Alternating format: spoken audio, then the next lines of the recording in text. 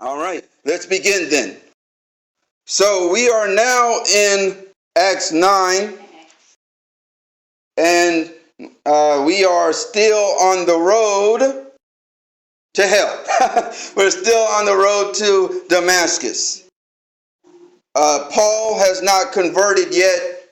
He is still Saul. In this moment, Saul has gotten a letter requested to be able to go to Damascus so that he may continue to kill Christians. Right now, last week, he discovered that the Lord that he was serving was not Jesus at all. He discovered that the Lord that he was serving, he thought he was serving, he was not serving. As a matter of fact, he was serving the adversary. But when Jesus arrived to him, he asked, "Lord, who are you?"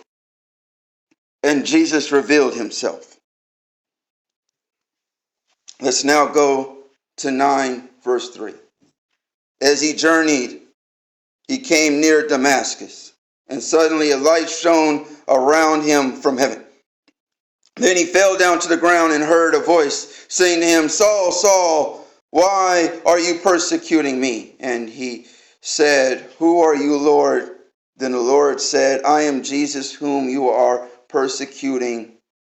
It is hard for you to kick against the goads." Now, there's two things that we're going to bring up, and I won't be before you long, but you always have to worry when a preacher says that. Tuck in, it's going to be a while. But, number one, it is very interesting that Saul was not killing Jesus. Saul was killing Christians. He never met Jesus. Saul was killing Christians.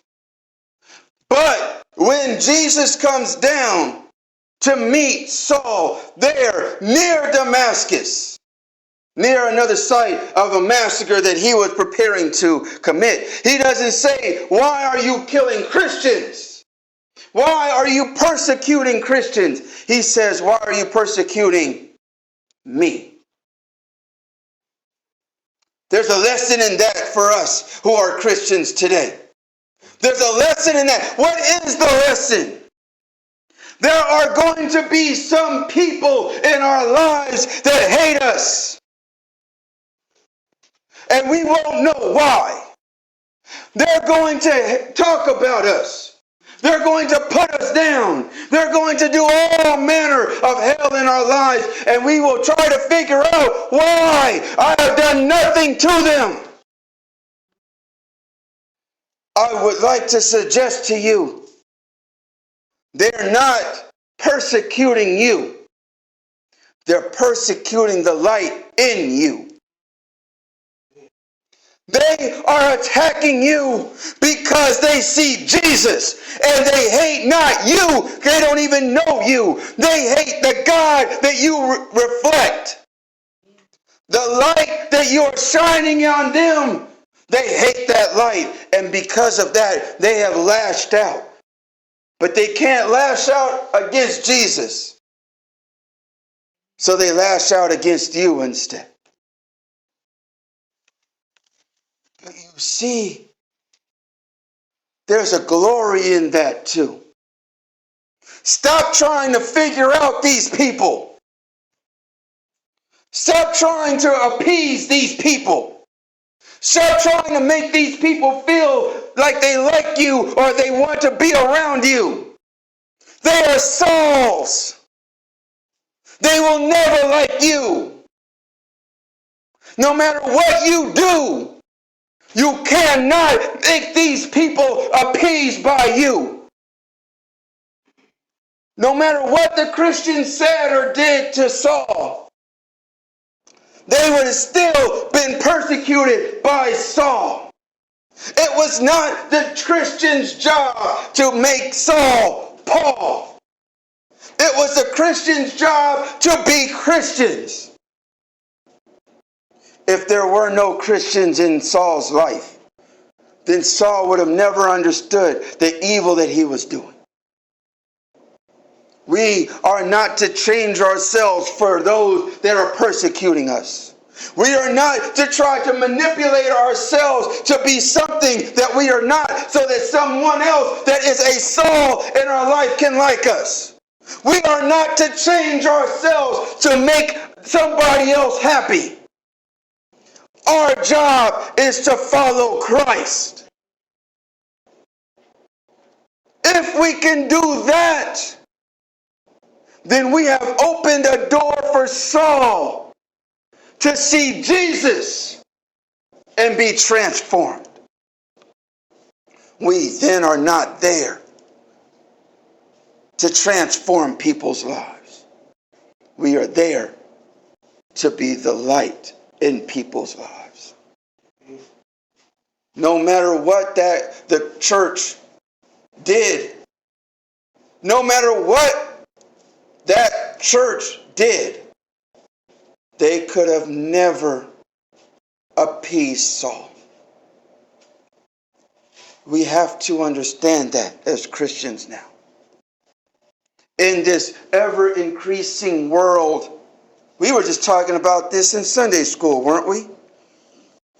In this ever-increasing world that seems to pour hate down upon us, those that would dare to follow Jesus and would dare not to transform ourselves to look like the world and to believe what the world says.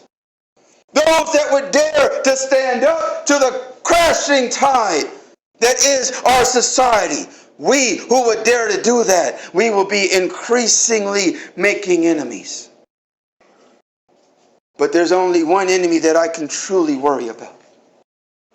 And that is making an enemy of God. All of you can hate me.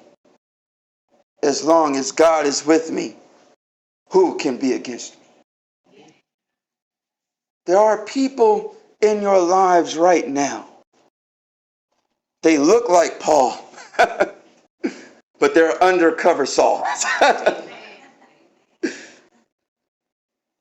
And you wonder, why does she act that way towards me?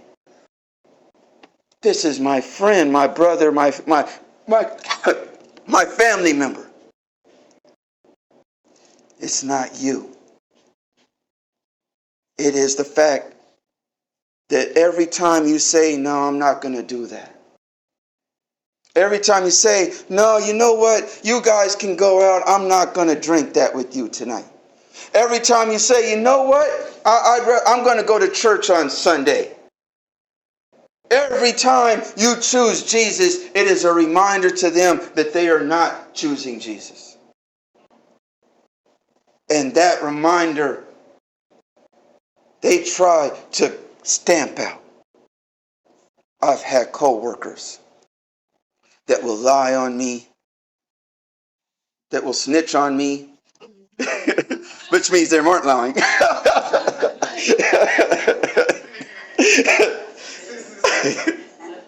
They didn't have to snitch though.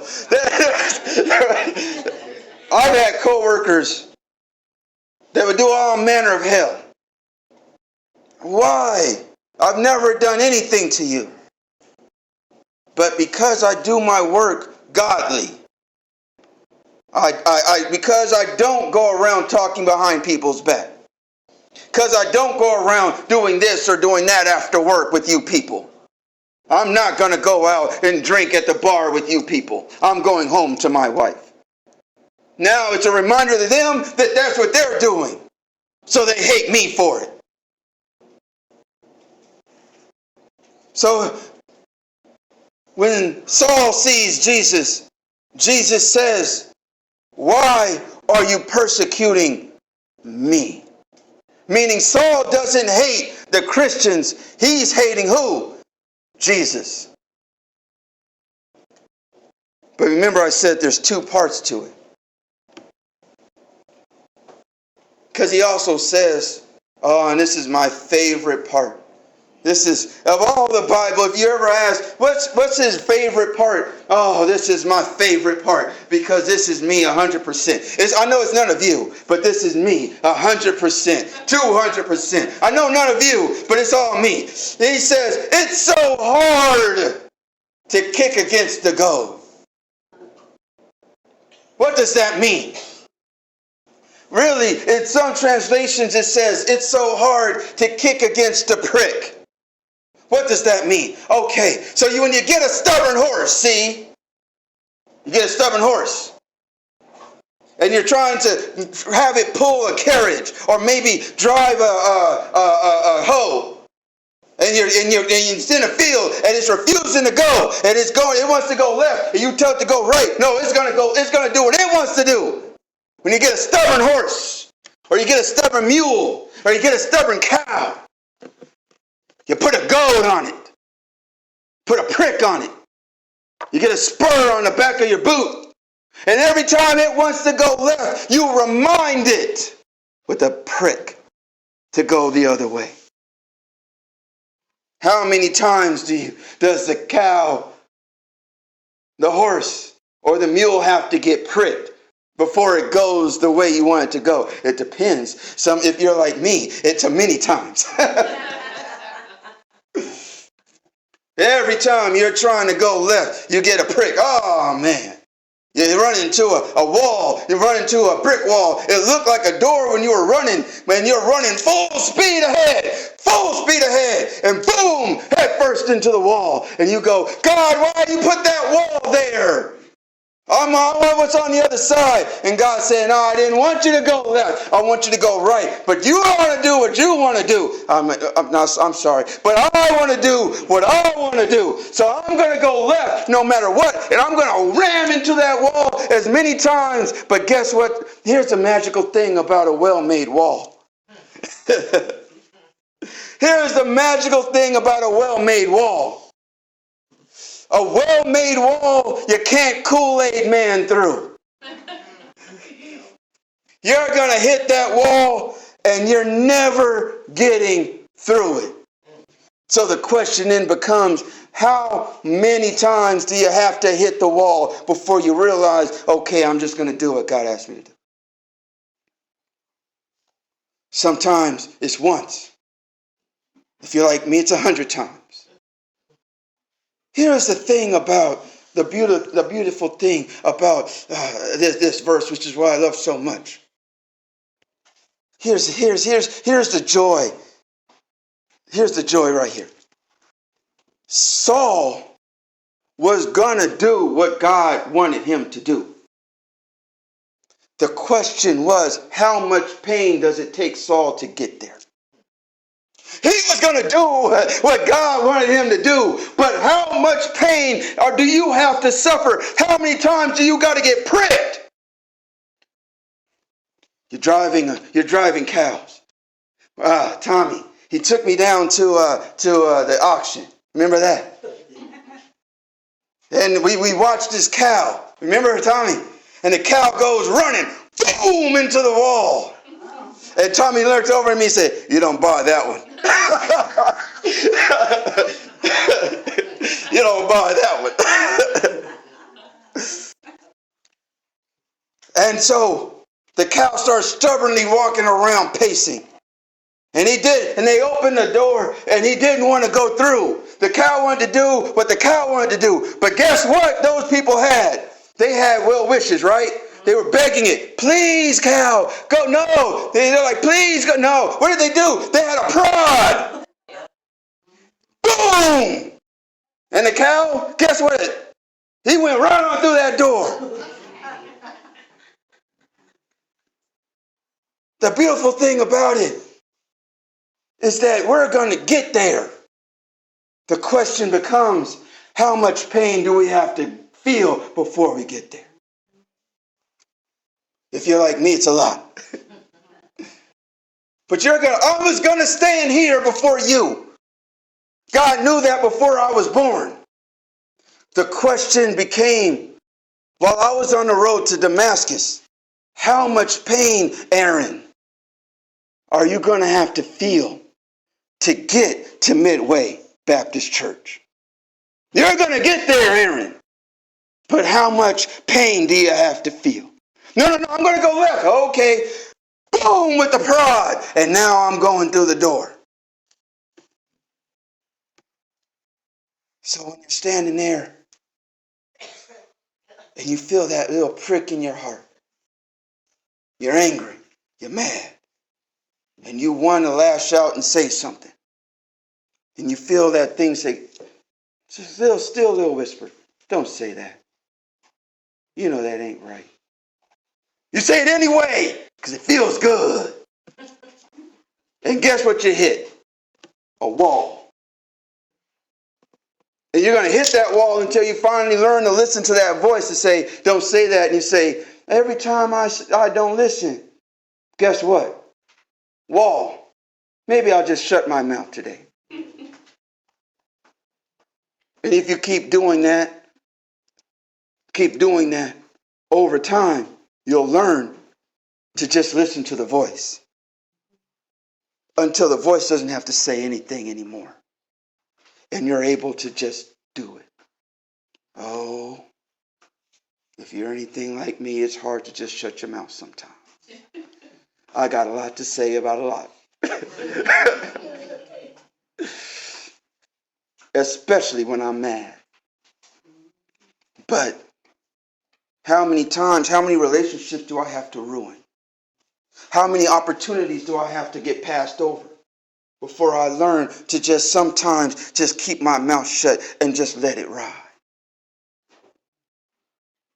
You see, Saul, what this is telling me is that while he was killing Christians the whole time, God was what? Pricking him. Don't do that. Don't do that. Don't do that. That's bad. You know that's bad. So that now when he's sitting there on the road, his heart has been prepared. Prepared by how, though? By the reflection of the Christians that were in his life, that he was persecuting. But guess what? They were still there. You're in somebody's life, and they are Saul, but you're still the reflection of God there. And because of you, maybe only you are the only godly thing that they can see. So they lash out until they get to the point that God says, why do you persecute me? It is so hard to kick against the prick. Chill out. Do what God asked you to do. Go in the door that God asked you to go through. Oh man, we cannot look back on our lives and say, I wish I had done this. I wish I had done that. Every wall that we hit, everything that we tried to crash through has led us to the point where we can know Jesus a little bit more. That's why we cannot dwell on the past, but rather where we are going in the future. If Saul had met Jesus on Damascus, on the road to Damascus, and said, okay, I'm going to stay right here, then we wouldn't have 2/3 of the New Testament at least. But Saul said, you know what? I'm going to keep going to Damascus.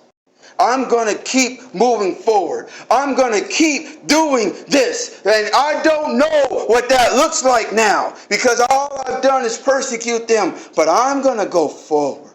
And if forward means I have to go to Damascus and look like a fool, that's what I'm going to do for the newfound Jesus in my life.